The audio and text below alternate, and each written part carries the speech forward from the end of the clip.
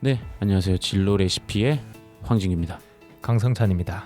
민신태입니다. 네, 뭐 들으신 분은 아시겠지만 저번 편에는 한 이야기가 진로 실패기에 대한 이야기를 했었어요. 그렇죠. 그래서 오늘은 제가 진행자이긴 하지만 이번에 할 이야기가 저에 대한, 저도 이제 진로 실패라고 하면 또 나름 쟁쟁하거든요. 저만큼 또 실패한 사람도 없어요.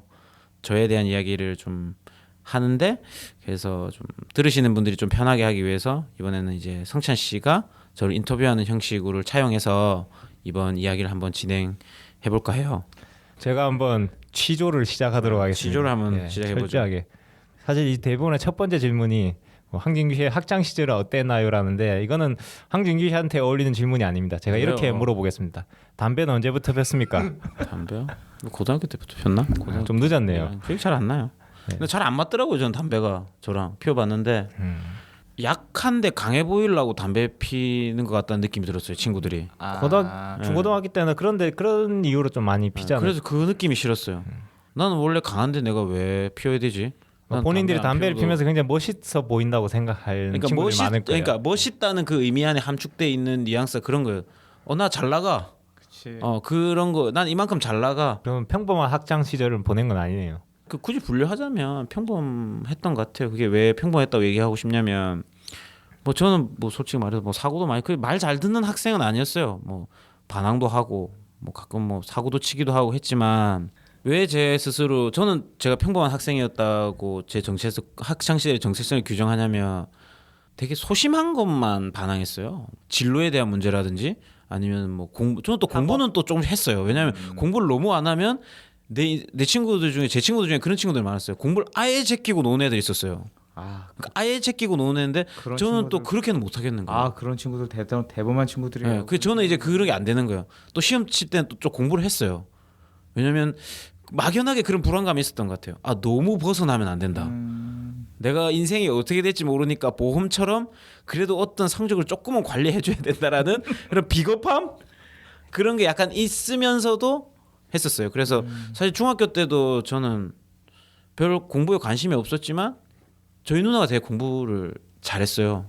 그래서 저희 어머니가 그런 말씀하셨죠. 난 너가 대학교 가기를 바라지 않는다. 인문계 고등학교만 가라.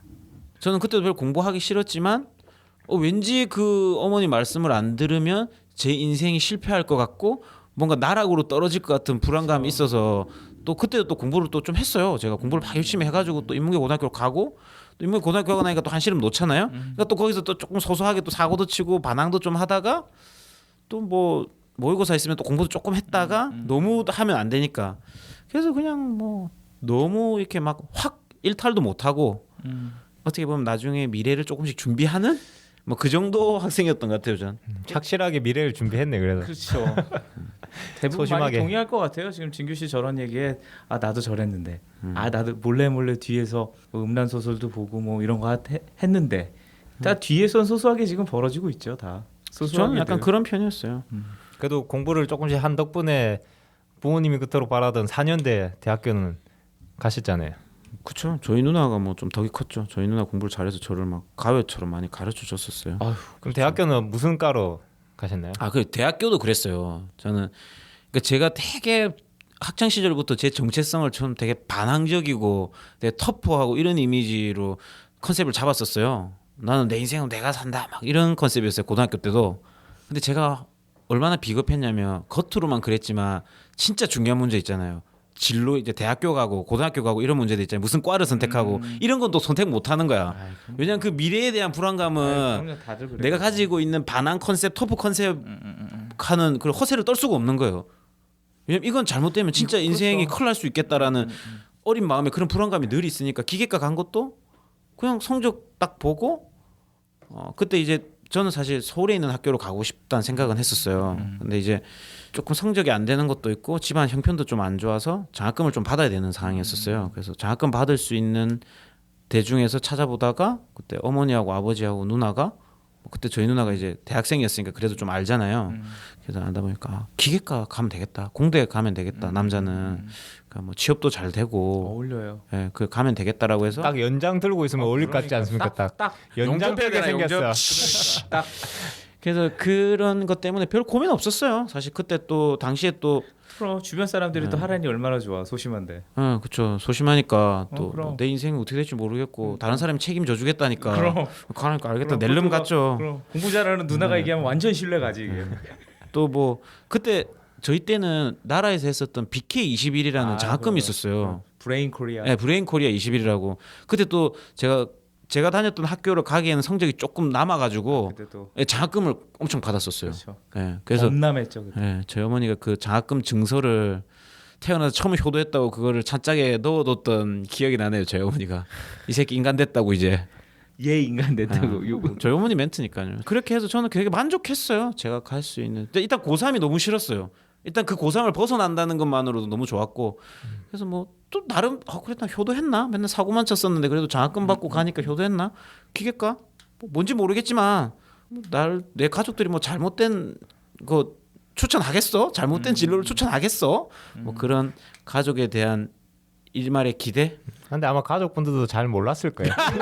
그분들도 그냥 어디서 그냥 뭐 그렇다더라 그런 카더라 얘기를 카더라 통신을 듣고 통신에 의해서 예. 또 했겠지. 그 유명한 카더라 통신. 그래서 뭐 그 저는 이제 공대 그렇게 해서 별 생각 없이 좀 제가 비겁해서 뭔가 선택하기에는 좀 두렵기도 해서 그냥 공대를 갔어요 기계과.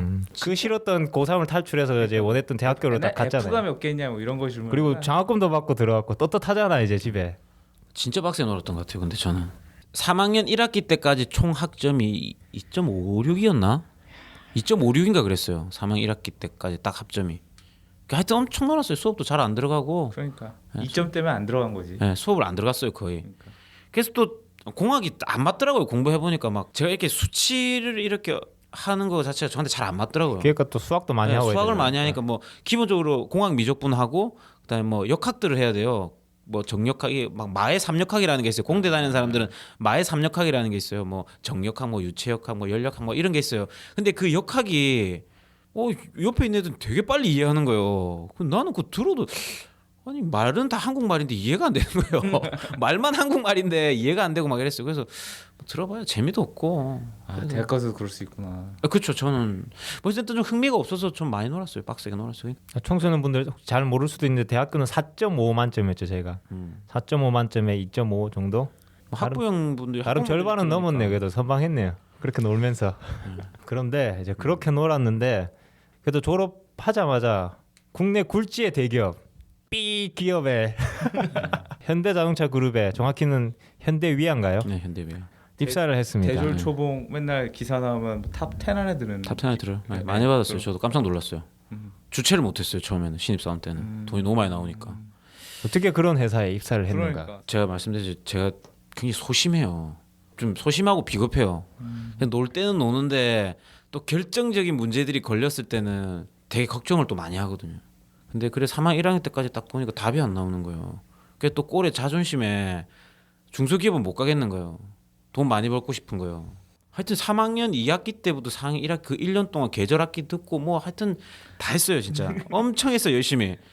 막 계절학기 듣고 막 해가지고 그때는 아예 제 기억으로는 대기업이 3.5라는 게 있었어요. 커트라인이. 아 맞아. 네, 3.5였던 것 있었던 같아요. 것 같아요. 그래서 일단 3.5가 안 되면 지원 자체가 안 돼서 그래서 소위 말하는 필터링이라고 해서 아예 그냥 서류전에서 걸러버리는 거예요. 맞아요. 3.5가 돼야지 간다 그래서 일단 목표가 3.5였어요. 그래서 3.5였는데 3.5에 토익이 700이었는데 제가 그때 토익이 400점인가 그랬어요. 처음 쳤는데. 거의 수능 만점인데요. 수능이었으면 완전 서울대 400점이 그랬어요. 점수인데 그러니까 딱 쳤는데 400점에 아쉽네요. 그때 그것도 3학년 2학기에 처음 친 거예요. 그 토익을. 그래도 잘 나왔네요. 원래 흔히 토익 처음 치면 자기 신발 사이즈 나온다고 흔히 얘기하잖아요. 400이면 그래서 잘 나왔네요. 일단 저는 그때 3학년 1학기부터 딱 목표 그거였어요. 3.5에 700만 일단 만들자. 나는 서류만 통과하면은 가서 이빨 털어가지고 어떻게 될 수 있을 가능성이 될 것 같아. 이렇게 막연하게 그냥.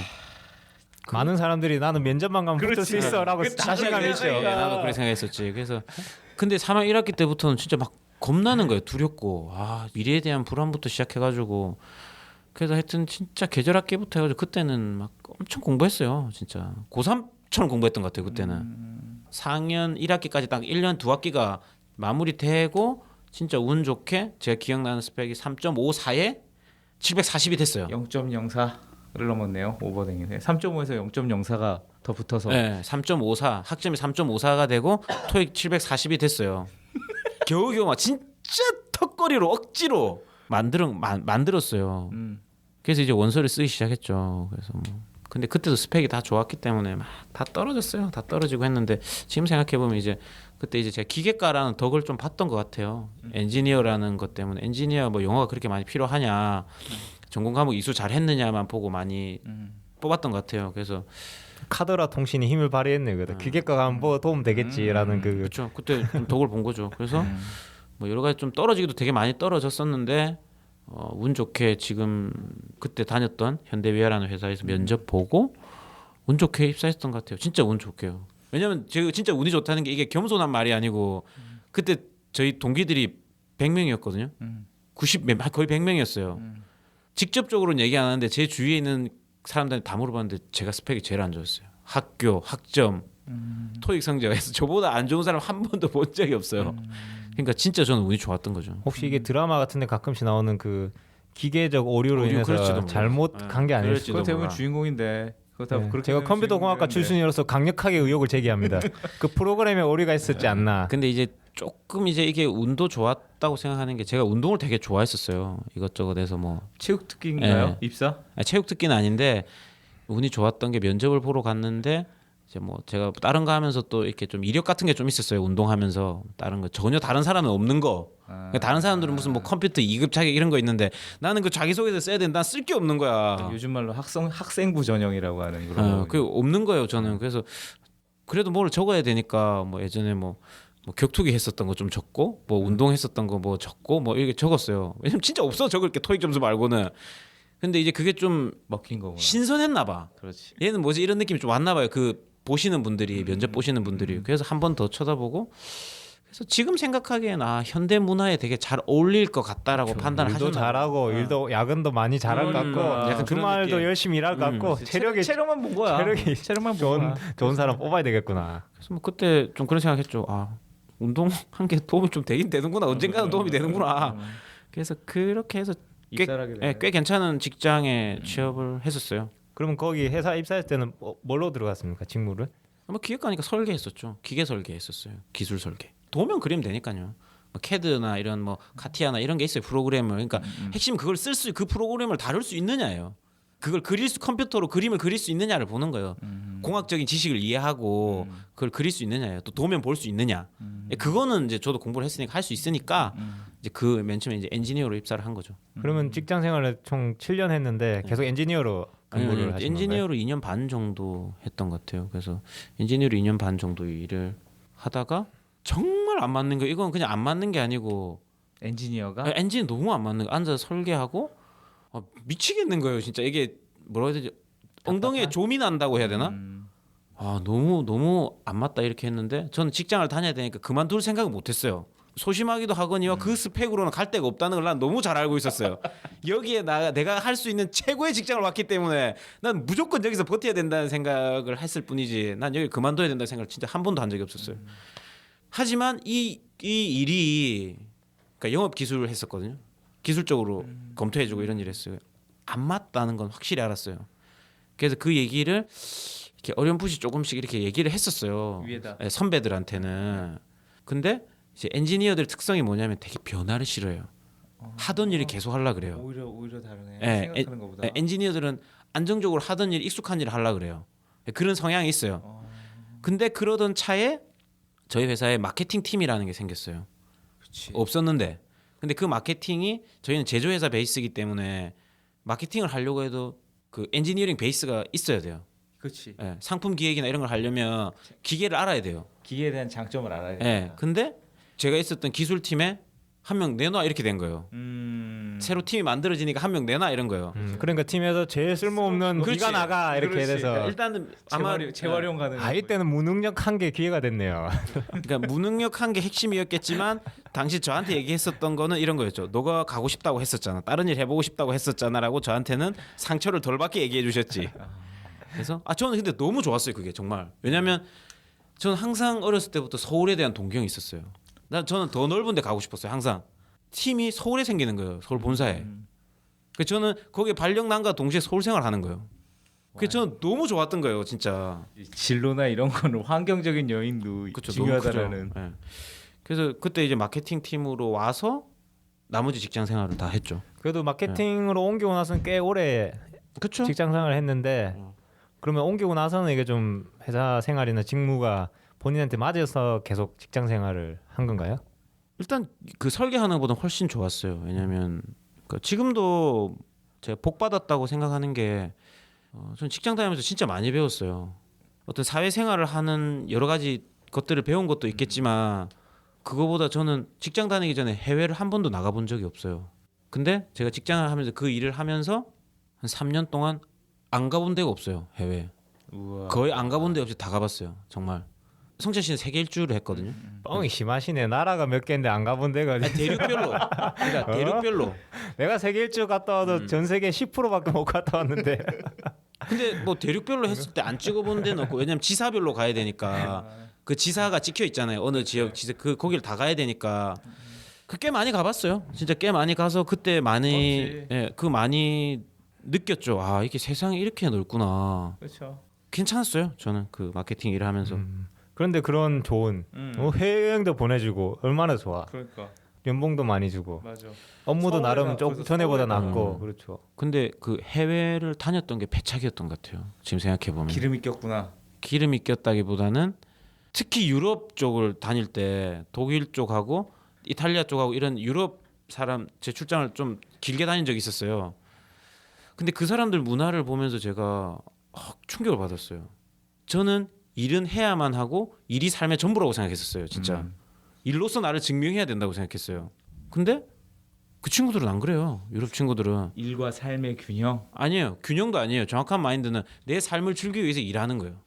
그래서 그 얘기하면서 제가 너무 자극을 많이 되는 거예요.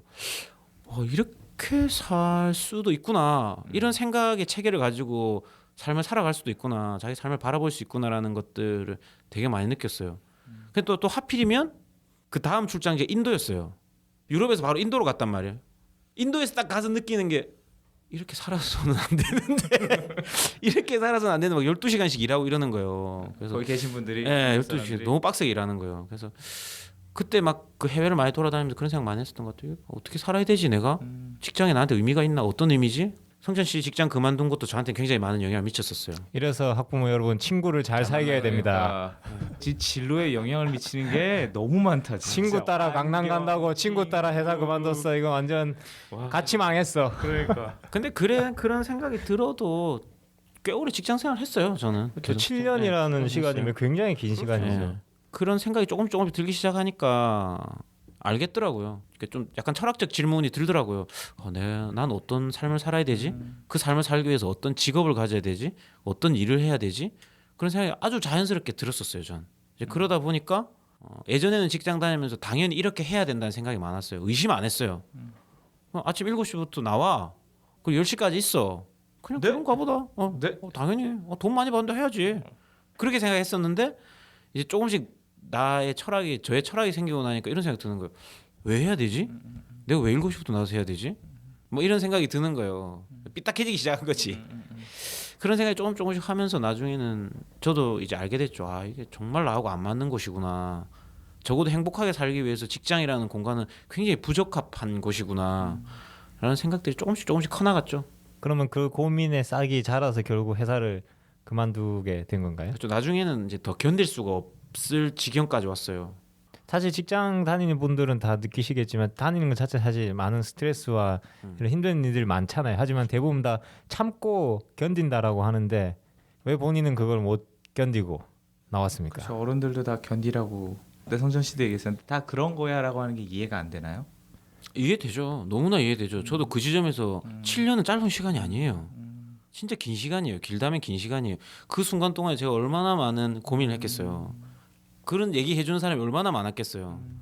저희 부모님부터 시작해서 원래 그런 거야. 그냥 다니는 거야. 다니다 보면 다 괜찮아지는 거야. 나가봐야 뭐 뾰족한 게 있을 것 같아?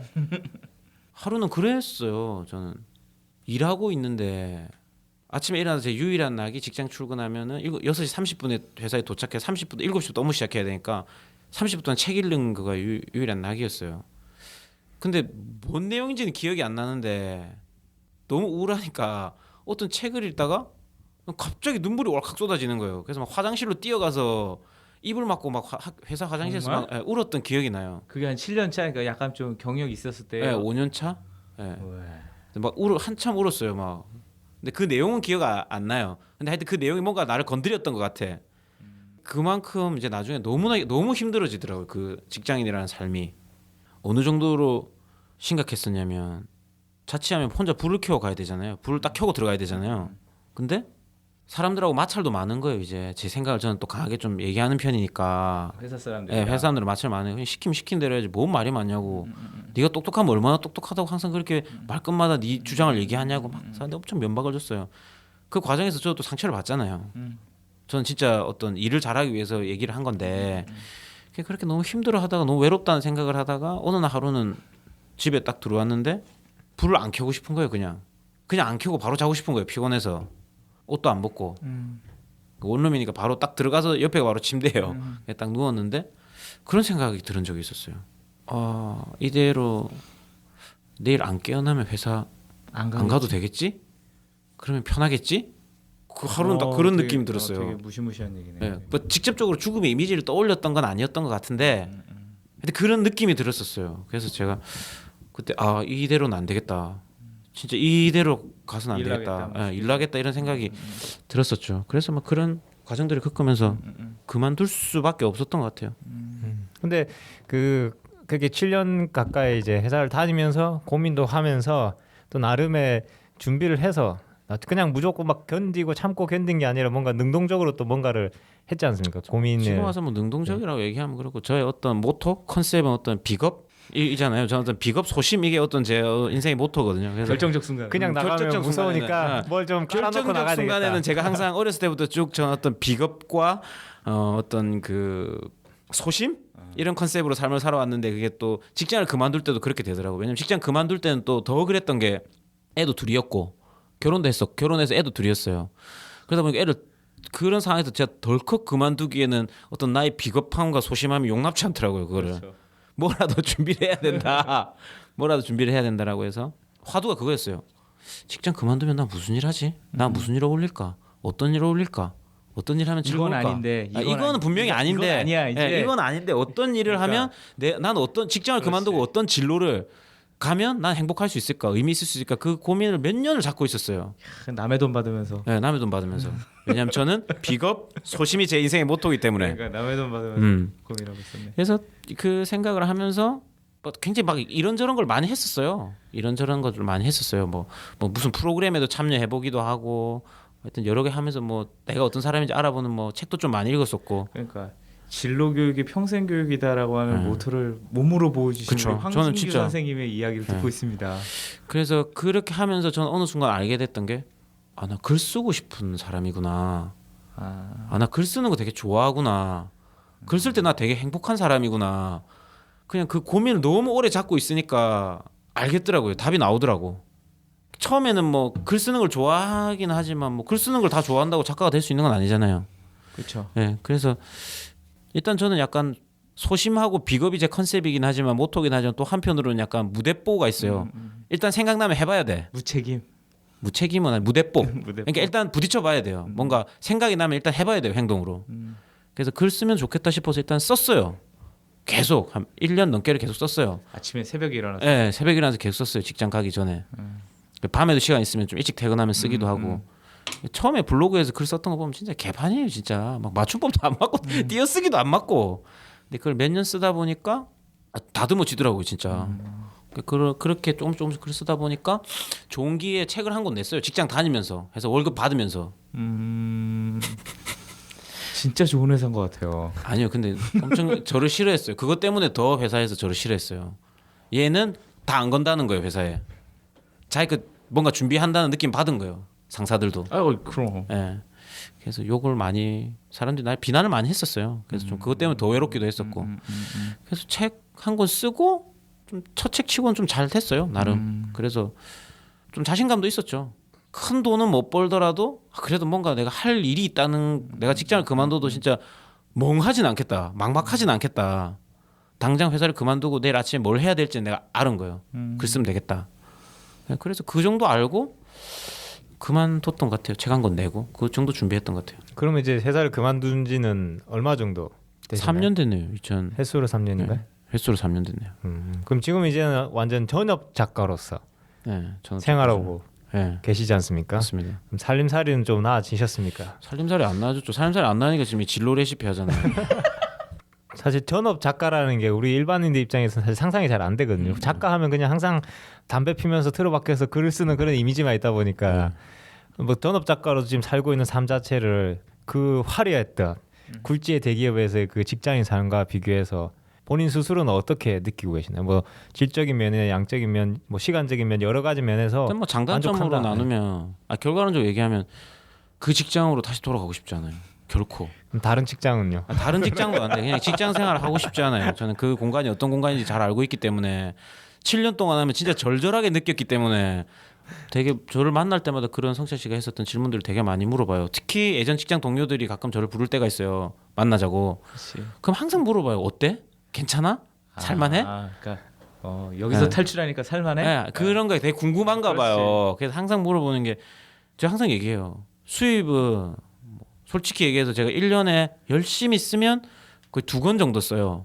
그러면은 지금까지는 제가 5권 썼는데 1년에 2권 정도 쓰면은 거의 초판을 안 나가는 경우가 많아요. 그러면 대충 계산해 보니까 많이 벌으면 책만 내서 한 1,000만 원 버는 것 같아요.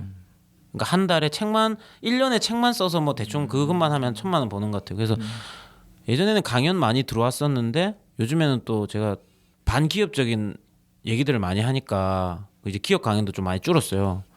그래서 거의 1년 수입이 한 1,500만 원 정도인 것 같아요. 그러니까 1,500만 원 정도 벌고 그러니까 뭐 비교가 안 되는 거죠, 사실. 거의 4분의 1 정도가 깎인 거예요. 제가 원래 연봉으로만 따지면 그렇죠. 4분의 1 이상 더 깎였네요. 70%가 예, 왜냐하면 그 부대 비용도 또 일할 때 회사에서 대줬기 때문에 그거보다 훨씬 하여튼 수입적인 측면에서는 비교도 안 되게 많이 떨어졌고 그래서 뭐 그럼 어떻게 사냐라고 하는데 뭐 저는 이제 퇴직금을 손을 하나도 안 댔어요. 아예 뭘 제가 무슨 사업을 할 게 아니니까 저는 글 쓰면 되니까 집필실도 안 구했어요. 제 미래가 어떻게 될지 모르기 때문에 그래서 퇴직금 모자라면은 뭐 목돈 있으면 퇴직금에서 좀 꺼내 쓰기도 하고 좀 미안하고 고맙게도 저희 집사람이 또 일을 하고 있고 해서 지금은 그렇게 살아요. 그래서 수입적인 측면에서는 비교도 안 될 정도로 많이 떨어졌지만 그 외적인 측면에서는 굉장히 만족스러워요. 전.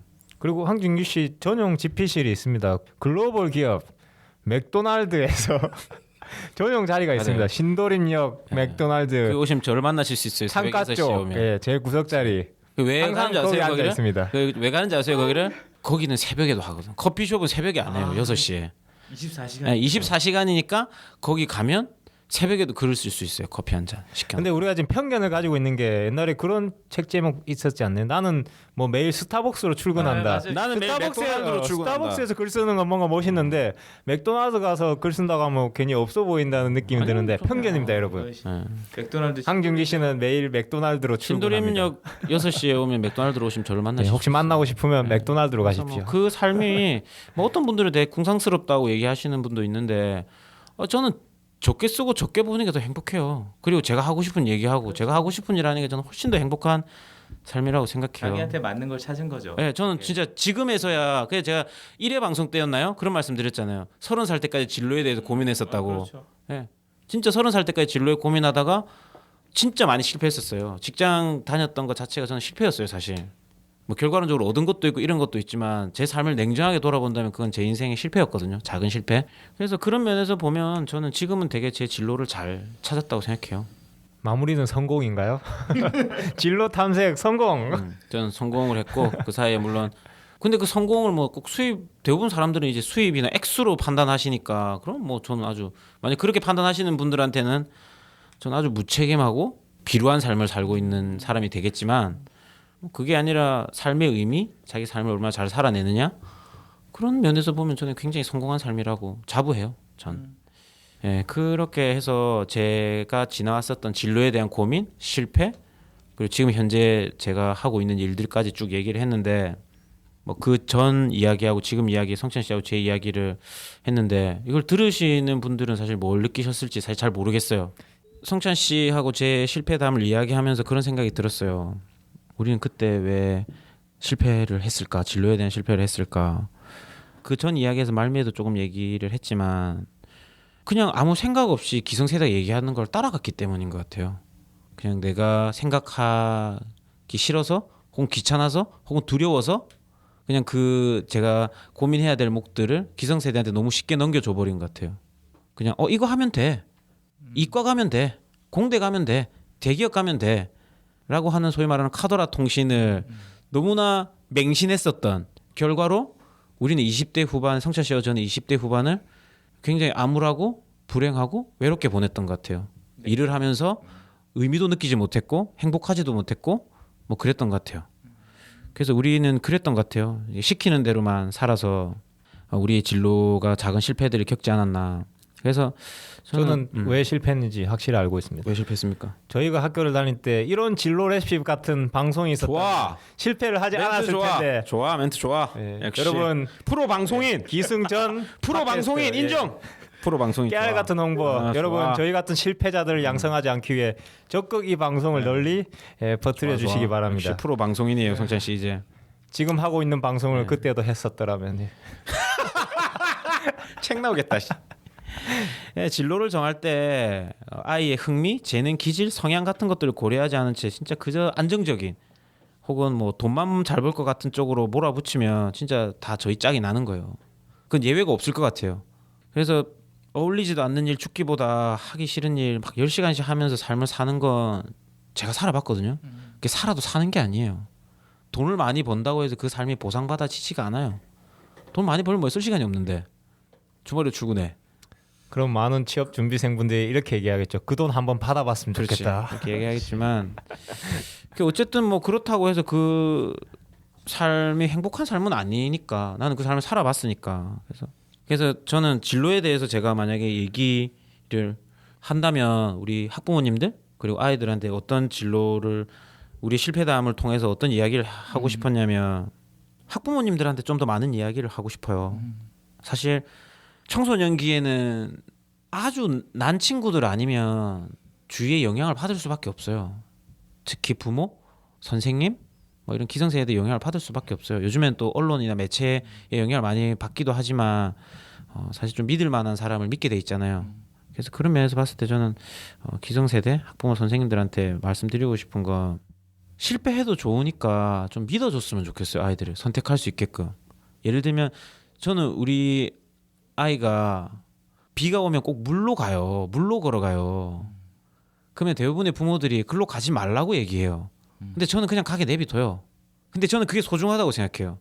아 물로 갔을 때 물이 튀면 옷이 젖는구나. 그리고 혹은 비 온 날 물을 밟을 때 느낌은 이런 거구나. 근데 왜 그 기회를 왜 부모라는 이름으로 선생님이라는 이름으로 그 기회를 왜 박탈하죠?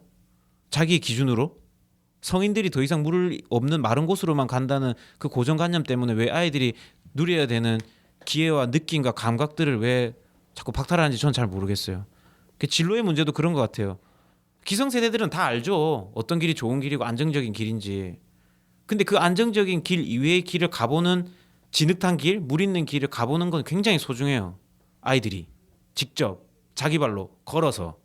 그러면 신발을 자기가 씻어야 될 수도 있고 진흙탕을 가면 신발 씻는 거구나. 신발 씻어주지 마시고요. 애들 신발. 자기 신발은 자기가 씻게 하면 돼요. 그렇게 하나씩 교육해 주는 거거든요. 진흙탕 가면 이런 기분이구나. 나 되게 기분 좋았는데. 그런데 진흙탕을 밟고 나면 신발이 더러워져서 신발을 씻어야 되는구나. 이런 번거로움이 있구나. 그게 우리 삶의 모습인 거잖아요. 그런 것들을 하나씩 깨우치게 해줬으면 좋겠다는 거예요. 내 아들이 너무 사랑스럽기 때문에 우리 학생들은 너무 소중하기 때문에 온실 속에서 키우듯이 그렇게 키우는 게 아니라 우리 아이가 빗속으로 걸어갈 때 그냥 제가 가게 놔두듯이 그냥 그렇게 좀 내버려 두는 그런 진로 지도를 좀 했으면 좋겠다는 생각을 해요. 저도 같은 의견입니다. 이하동이야? 네. 묻어가기. 네. 그래서 그 뭐라고 해야 되지? 좀 노파심이 드는 게 어떤 분들은 동감은 하지만 되게 현실적이지 않다라고 말씀하실지도 몰라요. 나도 그렇게 하고 싶지만 한 번 실패했을 때 치러야 되는 기회비용이 너무 많지 않느냐. 한 번 진로를 잘못 선택했을 때 그런 제가 공격을 많이 받거든요, 실제로. 그러니까 이런 거죠. 그러니까 좋은 거 알아요. 애가 만약에 물 있는 데로 걸어가는데 가만히 놔두고 경험을 하는 게 좋은 거 알아요. 근데 그게 안 되는 때가 있잖아요. 그러니까 아이들도 그 어떤 부분에 대해서 안 되는 것처럼 부모라고 하는 그 위치가 그게 안 되잖아요. 그 조절이라는 게 그래 아이를 사랑하고 아이와 공감하는 게 맞아. 하지만 안 되는 경우가 있거든요. 그래서 그 일단 저는 그 안 되는 경우를 그 인정하고 그렇게 하는 거에 대해서 저는 별로 동의하지 않아요. 왜냐하면 부모는 그런 사람이 아니잖아요. 선생은 그런 사람이 아니잖아요.